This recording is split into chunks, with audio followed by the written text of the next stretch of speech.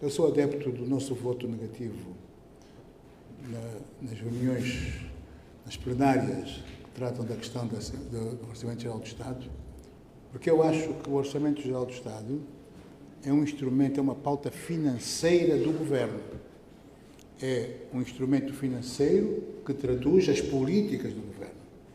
E estas políticas do Governo não são as nossas políticas, como iremos ver também a seguir ao longo desta minha intervenção. São políticas da responsabilidade de quem está a governar. Eu também defendo o princípio de que há situações em que alguma oposição pode votar favoravelmente o orçamento do Governo, mas são situações especiais, ou até abster-se para deixar o Governo continuar a governar. São situações que nós não vivenciamos até hoje.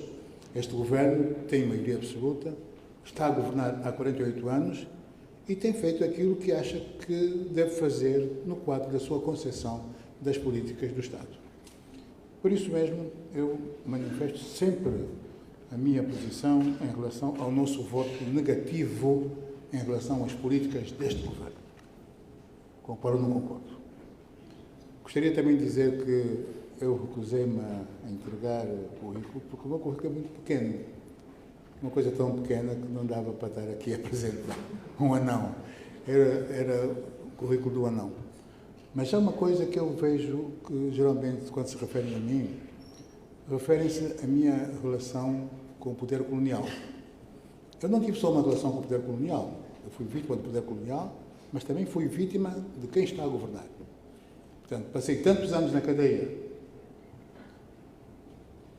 com o poder colonial, como depois com os nossos companheiros angolanos até agora. Portanto, são 10 anos praticamente de reclusão, de afastamento das famílias, por causa das minhas convicções. E vou mantê-las.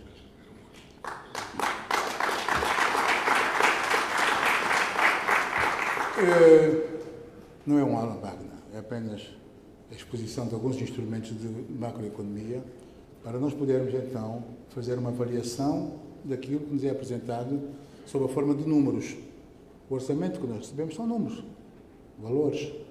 É evidente que os números consubstanciam políticas, mas é bom que nós tenhamos noção dos instrumentos, daqueles indicadores que, no fundo, são fundamentais para a análise das políticas do Estado.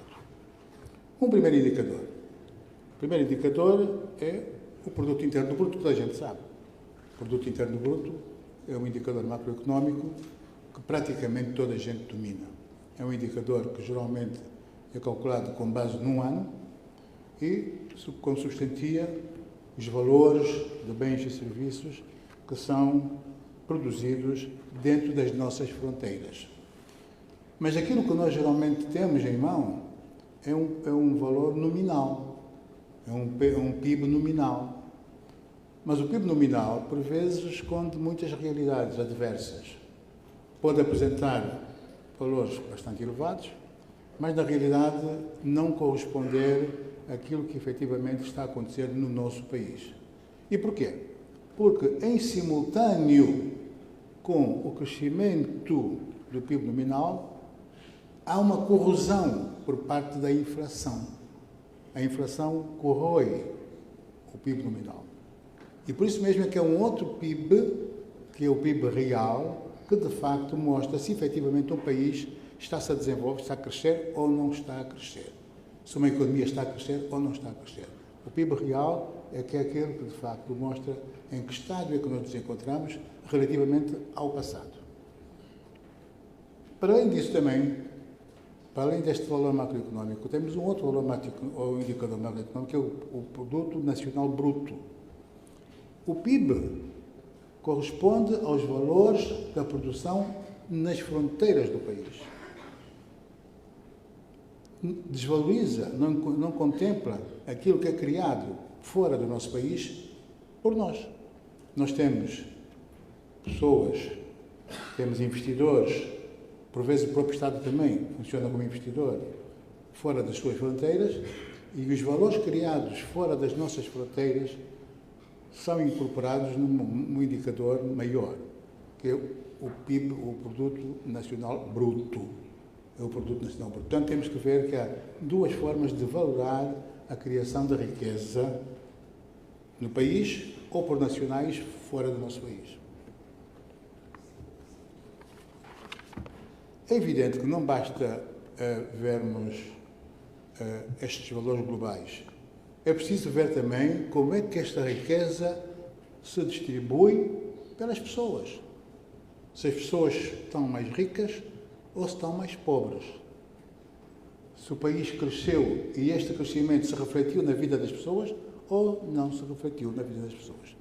E o indicador que nos conduz a esta conclusão é o rendimento per capita. Isto é, quanto é que da riqueza criada corresponde a cada cidadão.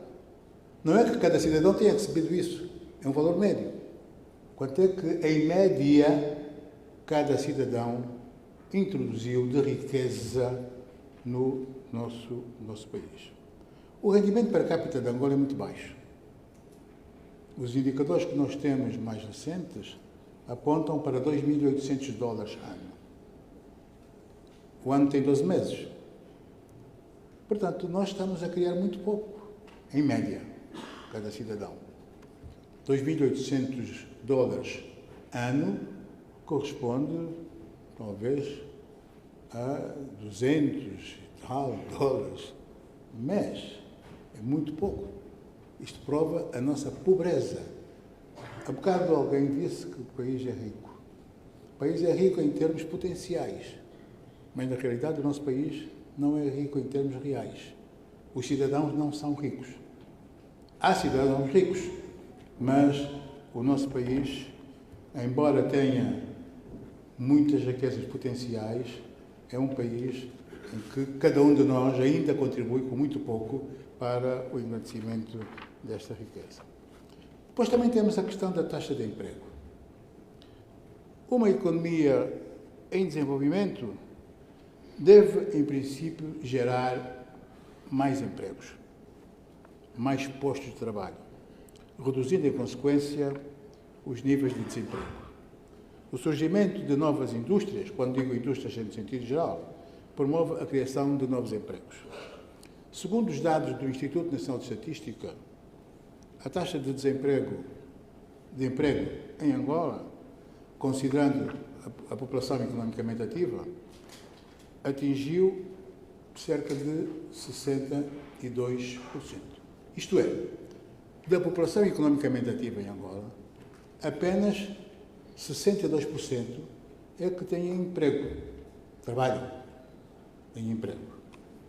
Mas se nós olharmos para a estrutura deste emprego, vamos ver que 80% da população economicamente ativa está ligada ao mercado informal.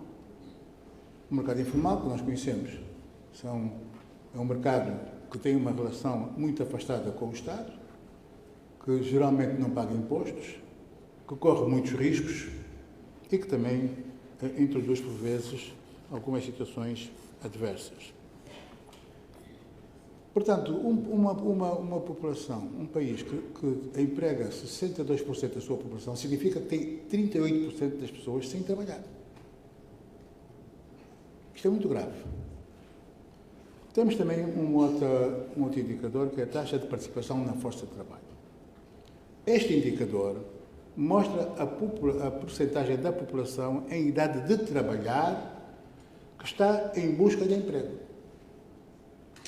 Pessoas que estão em idade de trabalhar e que estão em busca de emprego. Não estão a trabalhar, estão em busca de emprego. São, portanto, as novas oportunidades de emprego que atraem mais pessoas para o mercado laboral. Nas economias mais desenvolvidas, as novas oportunidades de emprego surgem em áreas de atividade tecnologicamente cada vez mais evoluídas. Daí o crescimento exponencial da força de trabalho academicamente mais capacitada. Essa força de trabalho é, por norma, mais jovem e a que melhor domina as novas tecnologias. Refiro-me aos países mais desenvolvidos. Até há pouco tempo, ainda se discutia se os avanços tecnológicos teriam como reverso da medalha a eliminação dos postos de trabalho. Tem sido visto, porém, que tal não sucedeu em absoluto, uma vez que a evolução tecnológica também tem tido o mérito de criar novas áreas de atividade. Portanto, o avanço da tecnologia não corresponde necessariamente a uma redução da força de trabalho, dado que a própria tecnologia nova cria outras oportunidades de negócios, outras atividades que incorporam as pessoas que precisam trabalhar. A questão que se coloca nos países mais desenvolvidos tem, sobretudo, a ver com o envelhecimento relativo da sua população. Todos nós sabemos que a população dos países desenvolvidos está a envelhecer cada vez mais. Há cada vez pessoas mais velhas, estão a viver mais, e há cada vez menos jovens nessas sociedades. A taxa de população mais velha tem crescido de forma constante e a percentagem dos jovens diminui relativamente. Isso cria um outro problema, que geralmente se trata como uma taxa de dependência demográfica. Isto é, uma população envelhecida tem menos pessoas a trabalhar, tem menos pessoas a descontar, tem menos pessoas a contribuir. Significa que há cada vez menos pessoas a poder garantir a manutenção daqueles que já não estão a trabalhar ou daqueles que são dependentes. Portanto, não é só uma questão de idade, mas também de dependência. Esta taxa de dependência demográfica é uma questão bastante importante de ser analisada. Ela relaciona o coeficiente de jovens e economicamente ativos e os dependentes. Ou seja, os jovens que participam da atividade económica e que descontam sobre os velhos e os dependentes e que, por esse facto, não descontam. As economias desenvolvidas tentam resolver esse problema por via da importação de força de trabalho estrangeira. Recordo, por exemplo, que quando se deu um grande fluxo de deslocados do mundo árabe para a Europa, fruto da chamada Primavera Árabe, a Alemanha de Angela Merkel disse-se disposta a receber cerca de 800 mil imigrantes para colmatar um elevado déficit de força de trabalho. É evidente que isso criou um conjunto de problemas novos, de ordem sociológica, cultural e também de ordem política, que a Europa desenvolvida irá enfrentar e que terá de resolver. A imigração de força de trabalho estrangeiro, massivamente, vinda da Ásia naquela altura, da Síria e de outras geografias onde se verificavam convulsões sociais e políticas, fez com que confluíssem para a Europa centenas e centenas de indivíduos em busca de novas oportunidades. E a Europa recebeu-os. E recebeu-os precisamente porque precisava de mais força de trabalho, porque a sua população já estava muito envelhecida. É evidente que a entrada de novas pessoas de outras geografias nos países desenvolvidos criou problemas sociológicos, criou problemas culturais e também criou problemas políticos. De tal maneira que nós temos assistido ultimamente a uma série de convulsões em países desenvolvidos que redundam depois na queda de governos e na sua substituição por governos mais conservadores, mais adversos à recepção de força de trabalho estrangeira. Nós, um país não desenvolvido, e os outros países como nós, teremos de encarar, pelo menos no curto e médio prazos, um problema inverso. Ou seja, a perda constante de força de trabalho potencialmente qualificada. O que está acontecendo nos nossos países, inclusivamente em Angola, é que nós formamos quadros, formamos jovens e estamos a perdê-los. Eles estão à procura de outras oportunidades fora do nosso país porque não encontram solução dentro do nosso país. As nossas políticas económicas e sociais não podem deixar de encarar de frente este dilema. Uma população jovem em expansão, fruto da nossa pirâmide etária, de base bastante alargada, com uma taxa de dependência demográfica muito elevada, só que, no nosso caso, por causa do peso enorme das crianças e dos jovens desempregados. Este é um problema nosso, dos nossos países que não se desenvolvem, ou que não se desenvolvem o suficiente. Um outro problema tem a ver com a desigualdade do rendimento. Trata-se de uma outra dimensão macroeconómica que deve ser analisada. E o instrumento mais adequado para o fazer é por via do chamado coeficiente de Gini. O coeficiente de Gini foi criado por um matemático italiano, Conrad Gini. Quero fazer aqui uma parte. A economia deve a sua cientificidade muito aos matemáticos. Inicialmente a economia não era uma ciência. Era um capítulo que se estudava no quadro do direito, nas faculdades de direito. Vinha de heranças de épocas anteriores. Não era uma ciência, não era quantificável. E quem permitiu a quantificação da economia foi precisamente o surgimento, o casamento com a matemática e com a estatística.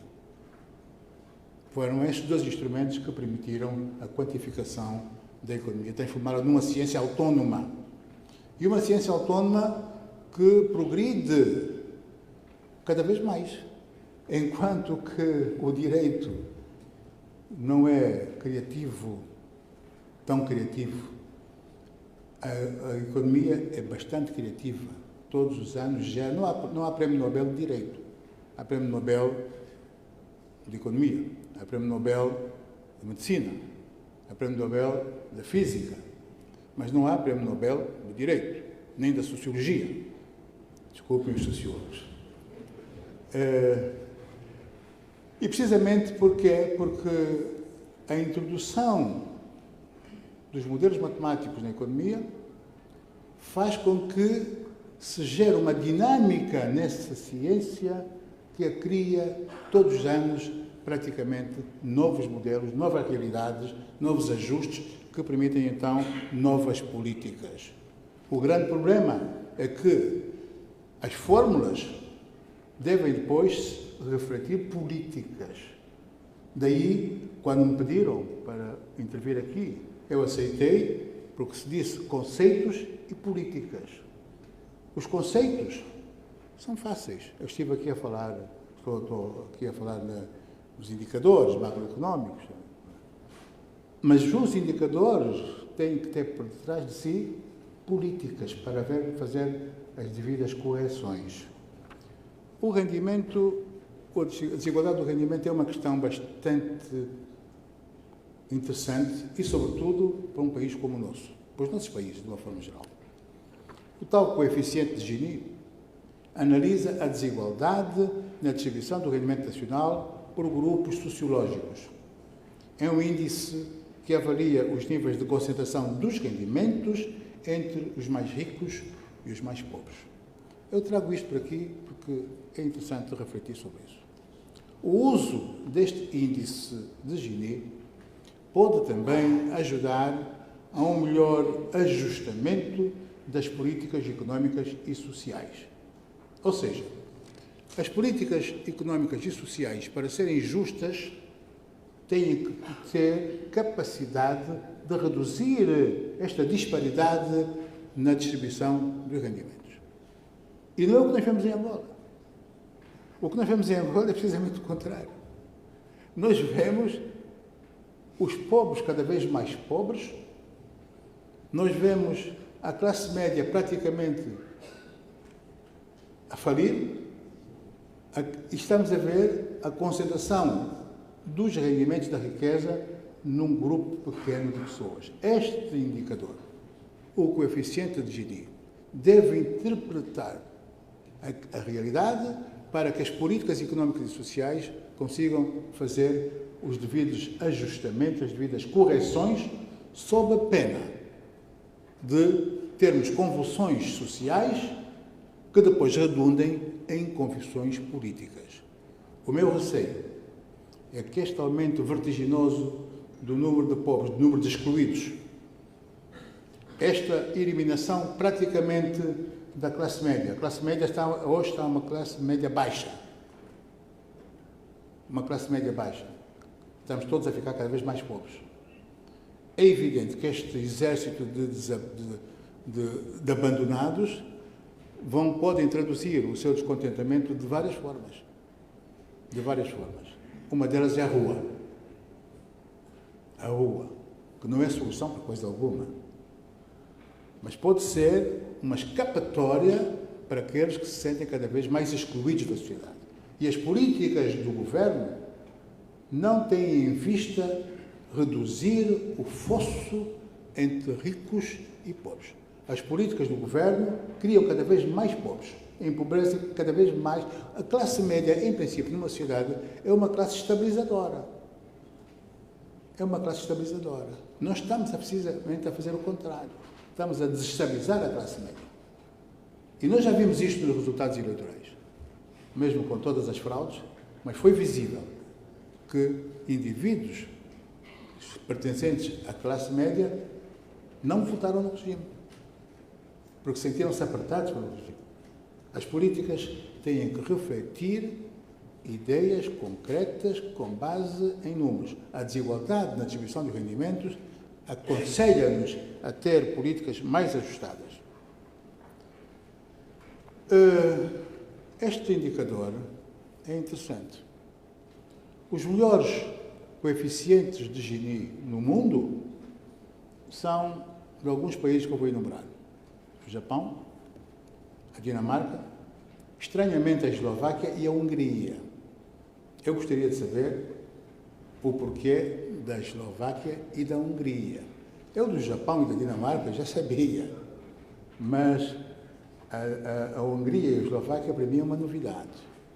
Gostaria de estudar o porquê que aqueles países, que são países governados por governos de direita, com alguma direita quase a tocar o extremo, né, conseguem ter uma sociedade mais ou menos equilibrada no que diz respeito à distribuição de rendimentos.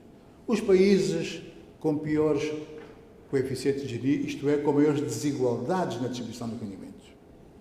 A África do Sul é um deles.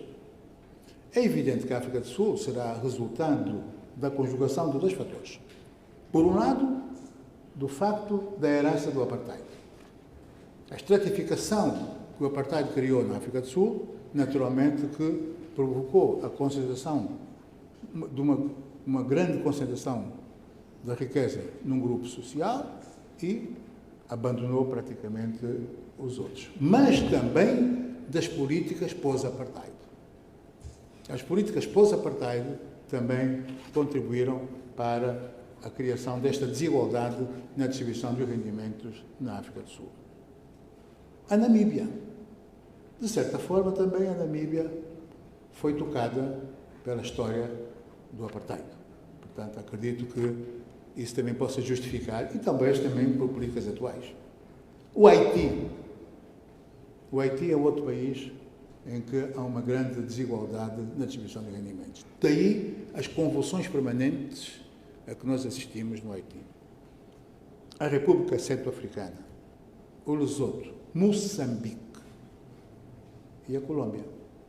Vejam que alguns desses países são países que vivem uma grande instabilidade, precisamente por causa desta forma como se organizaram as economias. Concentrou-se a riqueza nas mãos dos poucos e desprotegeram-se a maioria das populações. É evidente que países, quando há uma grande distribuição, uma grande desigualdade na distribuição da riqueza, estamos perante um potencial grande de conflitos sociais e também de conflitos políticos. O país mais desigual da Europa é a Bulgária. Angola. O índice de Gini de Angola é de 0,543. Dados de 2018. Está pior agora. As políticas atuais deste governo, seguramente, que agravaram ainda mais este indicador de desigualdade na distribuição da riqueza nacional. Angola é um país desigual, no que diz respeito a esse indicador. Acredito que hoje nos encontramos numa situação muito pior, fruto das contingências do momento e das políticas económicas e sociais que têm enfraquecido a, até então, nascente classe média e média-baixa e o lançamento para a condição de classe quase de miséria da antiga classe baixa. O rumo que estamos a seguir, com o aumento exponencial da maioria da população e o aumento da repressão, repito, aumento da maioria da população e o aumento da repressão, leva-me a temer que tudo isso possa levar-nos a um verdadeiro abismo social. Desculpem dizer isto, não estou a amedrontar ninguém, mas a situação está de tal maneira grave e a agravar-se que nós estamos sujeitos a viver momentos de grande convulsão se não se corrige esta forma de governar. A taxa de pobreza. O crescimento económico, quando bem repartido, pode ter um impacto direto na redução da pobreza. Todos sabemos disso. Pode gerar novas oportunidades de emprego, levando à redução da pobreza. Segundo dados do INE, Instituto Nacional de Estatística, apresentados num relatório do SEIC, da Universidade Católica de Angola, em 2019, a taxa de pobreza de Angola rondava os 42%. Estou-me a referir a 2019. O Presidente da República, quando vai fazer o Estado da Nação, apresenta um país quase idílico. Tudo a crescer, tudo a melhorar. Mas já em 2019, a taxa de pobreza era de 42% da população economicamente ativa.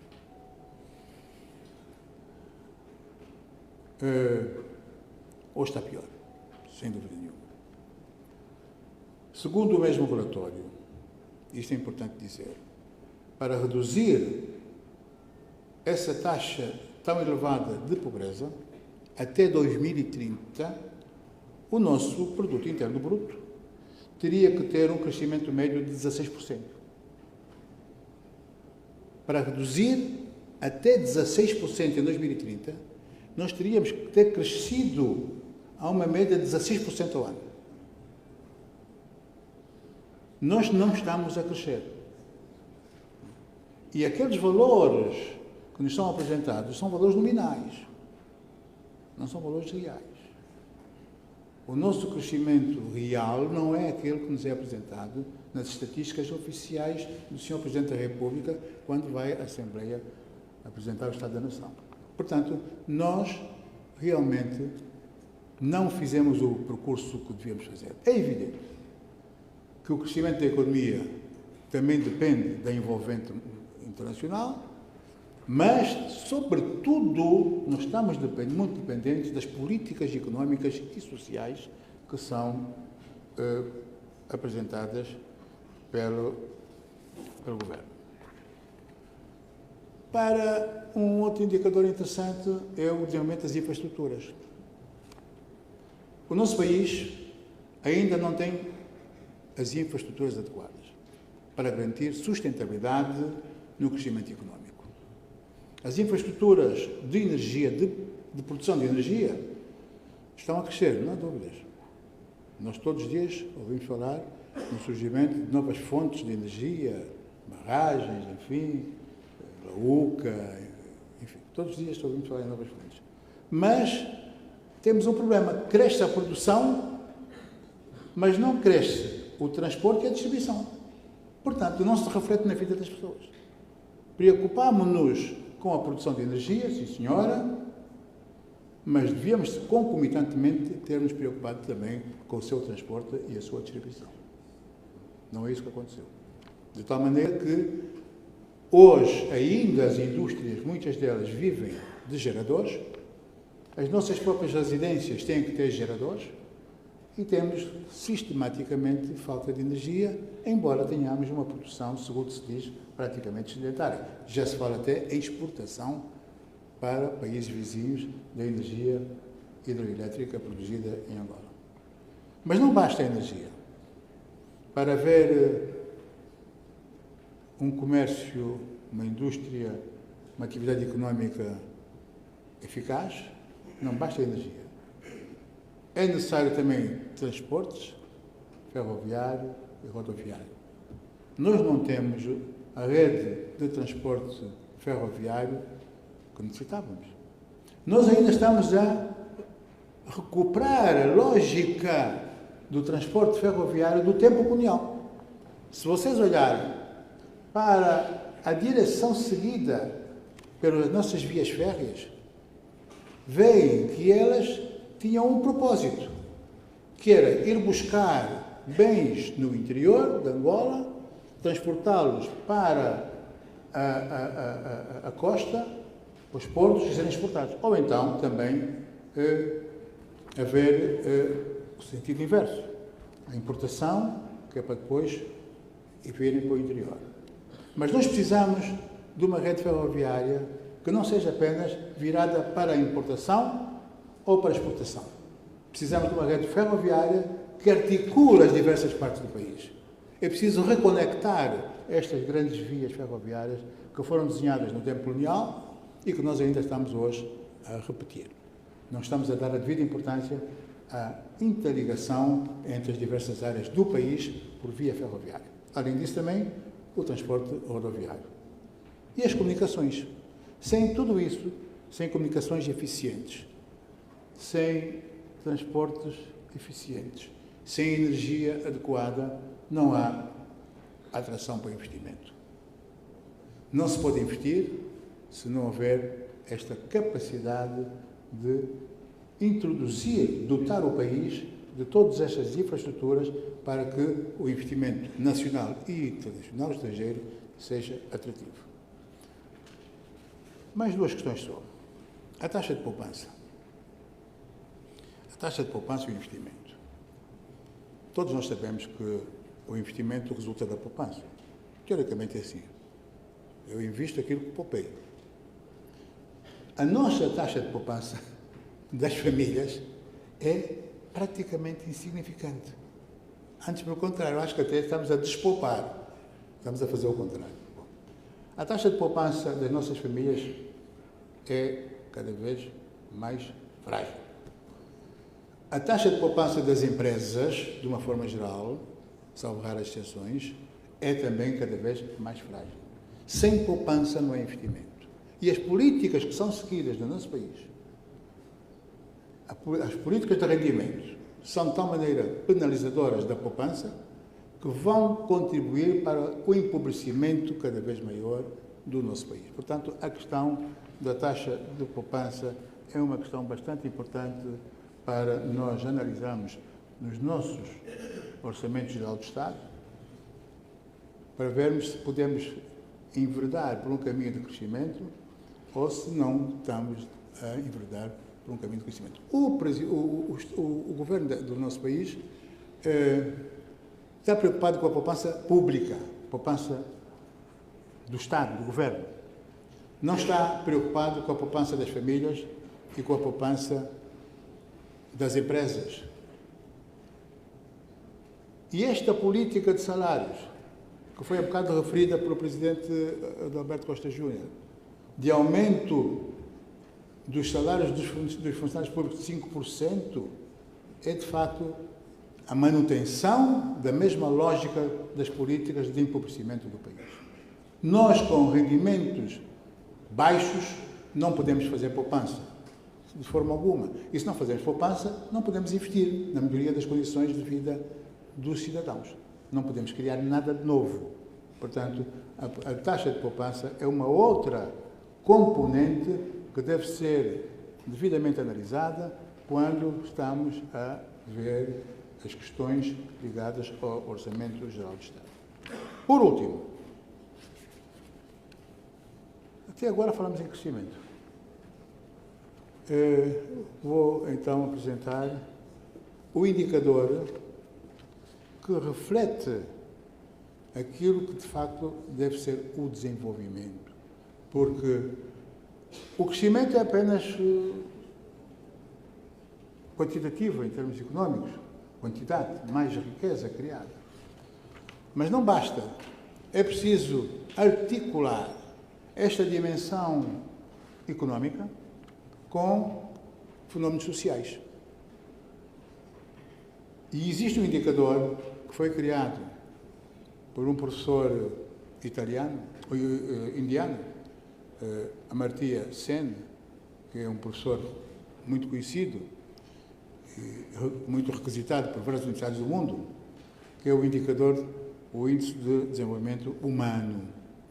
O Índice de Desenvolvimento Humano articula já o crescimento económico com questões sociais, como a educação, como a saúde, como até a própria esperança de vida. Portanto, nós, nesse aspecto, penso eu que a nossa responsabilidade, enquanto políticos alternativos, deverá ser não ficarmos apenas na análise do crescimento económico, mas na sua articulação com os diversos fenómenos sociais, porque é aí que reside a questão, de facto, do desenvolvimento.